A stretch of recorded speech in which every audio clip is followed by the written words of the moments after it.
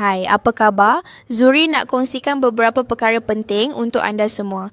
Menjadi ejen takaful memerlukan ketahanan mental dan emosi yang tinggi. Kerjaya sebagai ejen takaful bukanlah untuk mereka yang mudah berputus asa, cepat merajuk, cepat sentap atau terlalu sensitif terhadap kritikan.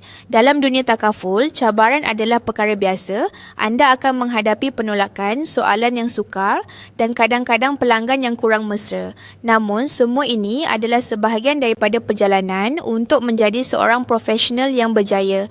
Ketahanan mental dan sikap positif adalah kunci utama untuk terus maju dalam kerjaya ini. Semangat juang dan motivasi diri adalah elemen penting untuk berjaya.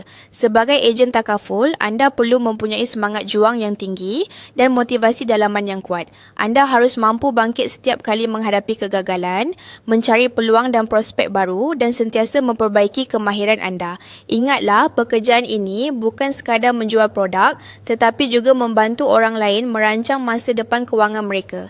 Jika anda mempunyai keinginan yang tulus untuk membantu masyarakat, itu akan menjadi sumber kekuatan anda.